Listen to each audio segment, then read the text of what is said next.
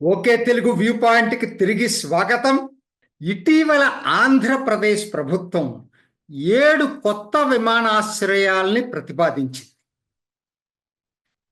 7 కొత్త విమానాశ్రయాల్ని వీటికి భూసేకరణ చేయాల్సినటువంటి అవసరం ఉంది. ఒక్క దగదర్తి మాత్రం ఇప్పటికే కొంత భూసేకరణ జరిగింది. ఎందుకంటే మొట్టమొదటి చంద్రబాబు నాయుడు ప్రభుత్వంలోనే దగదర్తిని ప్రపోజ్ చేశారు. అయితే అది స్లోగా దాన్ని జగన్మోహన్ రెడ్డి పక్కన పడేసినట్టుగా తెలుస్తామని. అసలు మనకి ఆంధ్రాలో ఎన్నున్నాయి, అసలు మొత్తం ఏమేంటనేది ఒక్కసారి వివరాల్లోకి వెళ్దాం. ఇప్పటికి 7 ఉన్నాయి విమానాశ్రయాలు ఆంధ్రాలో.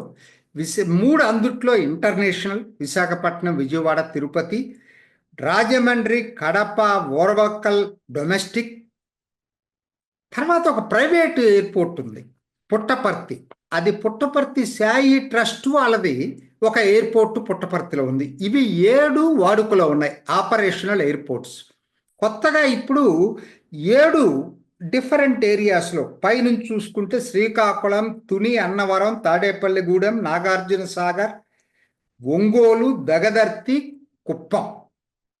నా దృష్టిలో అన్నింటిలో కూడా దగదర్తి చాలా ఫాస్ట్గా ఎక్స్పాండ్ అవుతుంది. ఎందుకంటే అది ఈ క్రిష్ సిటీ ఇవన్నీ వస్తున్నాయి కాబట్టి, కృష్ణపట్నం పక్కన ఉంది కాబట్టి. సరే, అది పక్కన పెట్టేసేస్తే ఇది బాగానే ఉంది. 14 అవుతాయి మొత్తం. అసలు దేశంలో ఏ రాష్ట్రంలో ఎన్ని ఎయిర్పోర్ట్లు ఉన్నాయి, ఇది కూడా ఆసక్తికరమైన అంశం. ఒక్కసారి మీకు మీ దృష్టికి తీసుకురావడానికి ప్రయత్నం చేస్తాను. స్లైడ్ ఇచ్చాను, చూసుకోండి. అన్నిటికన్నా టాప్లో ఉంది ఉత్తరప్రదేశ్. ఇది ఇటీవల కాలంలో జరిగింది. యోగి వచ్చిన తర్వాత నిజం చెప్పాలంటే గత 5 సంవత్సరాల నుంచి వడివడిగా ఇన్ని ఎయిర్పోర్ట్లు వచ్చినాయి. ఇంకొక 4 అంతర్జాతీయ అని రాశాను కదా, ఈ నెలలోనే కొత్తది ఈ నెల కాదు, ఏప్రిల్లో jowar airport, international airport open కాబోతుంది. 5 అవుతాయి. అది అతిపెద్ద ఎయిర్పోర్ట్ రాబోతా ఉంది. So first Uttar Pradesh. ఇది ఎందుకు నేను చెప్తున్నానంటే, ఎయిర్పోర్ట్లు it is an indication how state is developing. Uttar Pradesh ఇవాళ ఫాస్ట్గా డెవలప్ అవుతుందనే దానికి చిహ్నం 21 ఎయిర్పోర్ట్లు టక కట్టారు. అసలు మొదట్లో అసలు లేవు, అసలు చాలా తక్కువ ఉన్నాయి అక్కడ. అట్లనే మహారాష్ట్ర 18 ఉన్నాయి, అందుట్లో 5 ఉన్నాయి. కొత్తగా 5 అంతర్జాతీయం, కొత్తగా ఇంకొకటి అంతర్జాతీయ విమానాశ్రయం నవీ ముంబైది కూడా మేలో ఓపెన్ కాబోతుంది. గుజరాత్ చిన్న రాష్ట్రం అయినా అభివృద్ధి జరిగింది కాబట్టి ఇన్నున్నాయి అక్కడ. 13 ఎయిర్పోర్ట్లు ఇప్పటికే ఉన్నాయి, 5 అంతర్జాతీయ ఎయిర్పోర్ట్లు ఉన్నాయి. కర్ణాటక ఆ తర్వాత 4వ స్థానంలో, 11 ఎయిర్పోర్ట్లు, 2 అంతర్జాతీయం. తమిళనాడు 8, 4, ఒడిస్సా 8, 1. ఆంధ్రప్రదేశ్ 7వ స్థానంలో ఉంది. 7, 3 ఉన్నాయి, కానీ పేరుకు 3 ఉన్నాయి. కానీ నిజం చెప్పాలంటే తిరుపతి ఇంటర్నేషనల్ ఫ్లైట్స్ జరుగుతూనే నేనైతే అనుకోవట్లేదు. వైజాగ్ నడుస్తున్నాయి, విజయవాడ కూడా ప్రాఫిటబుల్గా అంత లేదు. అంటే ఇది మెల్లిగా పెరుగుతాయి, ఇప్పుడే కదా టౌన్స్ డెవలప్ అవుతుంది. కాకపోతే సాంకేతిక పరంగా 3 ఉన్నాయి ఆంధ్రప్రదేశ్లో. సో ఇవి చాలా ఒక్కొక్కటి చూసుకుంటే దీన్ని బట్టే మనకు ఎట్లా ఉంది. కేరళ 4 ఉంటే 4 అంతర్జాతీయ విమానాశ్రయాలు ఉన్నాయి అక్కడ. గోవాలో 2 ఉంటే 2 అంతర్జాతీయ విమానాశ్రయాలు ఉన్నాయి. మణిపూర్లో ఒకే ఒక విమానాశ్రయం ఉంది, అది ఇంటర్నేషనల్. అండమాన్ నికోబార్లో ఒకటి ఉంది, అది ఇంటర్నేషనల్. విమానాశ్రయం లేని రాష్ట్రం ఏదైనా ఉందంటే అది ఒకే ఒకటి, హర్యానా. అంటే ఇటు ఇది వాళ్ళకు ఉపయోగపడుతుంది, ఢిల్లీ పక్కనే కాబట్టి. కానీ హిస్సార్లో వాళ్ళు ప్రయత్నం చేస్తున్నారు.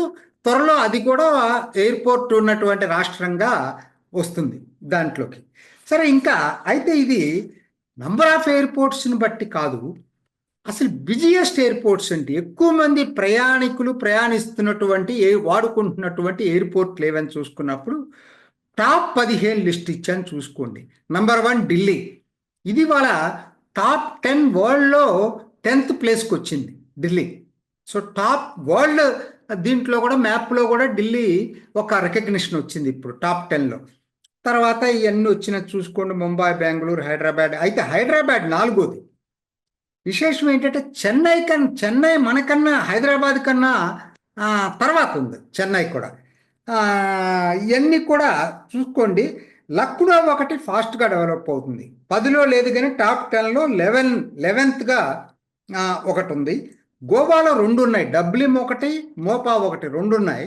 సో 2 కలిపితే యాక్చువల్గా అది ఇంకా పై స్థానంలోకి వెళ్ళిద్ది. 2 దేని దాన్ని చూసుకున్నప్పుడు డబ్లిమ్ అది 10వ స్థానంలో ఉంది, 15వ స్థానంలో మోపా ఉంది. ఇవి మీకు జస్ట్ స్టాటిస్టిక్స్ కోసం ఇచ్చాను. అంటే ఎందుకు ఇచ్చాను కూడా నేను మీకు చెప్పాను. ఆర్థిక ప్రగతికి కూడా చిహ్నం ఎన్ని ఎయిర్పోర్ట్లు ఉన్నాయి, ఎంత బిజీగా ఉన్నాయని. ఉదాహరణకు ఢిల్లీకి సఫ్దర్జంగ్, జిఎంఆర్ ఎయిర్పోర్ట్స్ ఉన్నాయి, రాజీవ్ గాంధీ ఇంటర్నేషనల్. కానీ సఫ్దర్జంగ్ అనేది విఐపీస్కి. అట్లనే తెలంగాణకు 2 ఉన్నాయి, ఒకటి బేగంపేట, 2 జిఎంఆర్ ఎయిర్పోర్టు.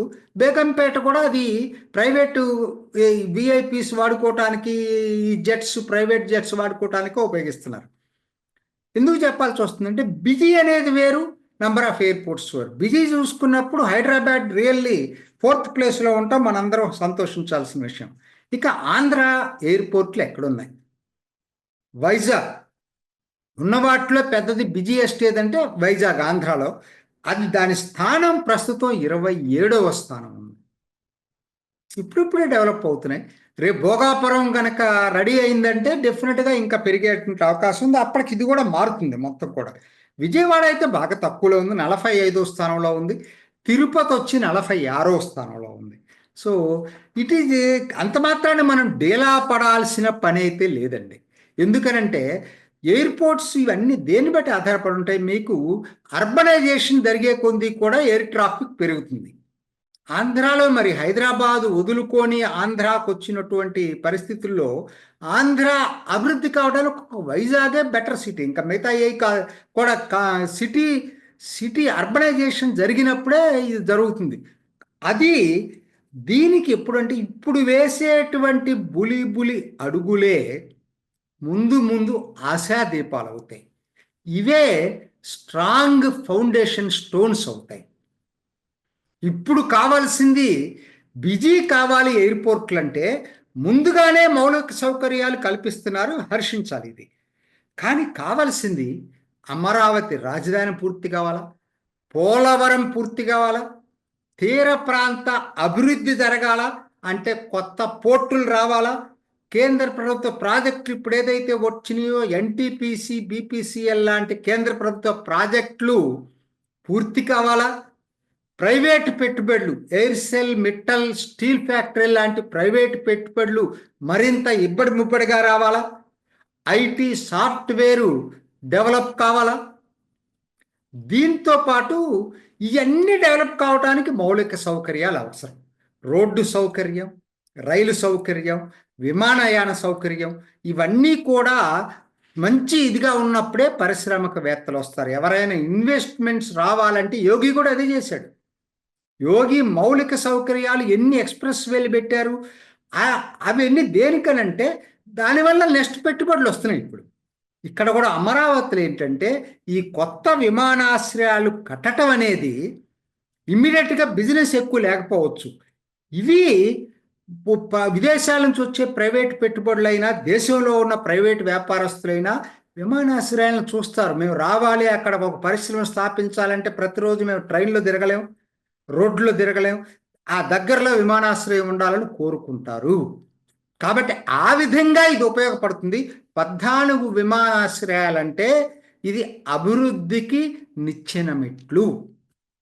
ఈ పద్ధతుల్లో డెవలప్మెంట్ ఓరియంటెడ్ పాలసీస్ కొనసాగాలంటే కూడా, ఎందుకంటే గత 5 సంవత్సరాలు జగన్ పీరియడ్లో పూర్తిగా జీరో అయిపోయినటువంటి దీన్ని ఇప్పుడు మంచి డైరెక్షన్లో వెళ్తుంది.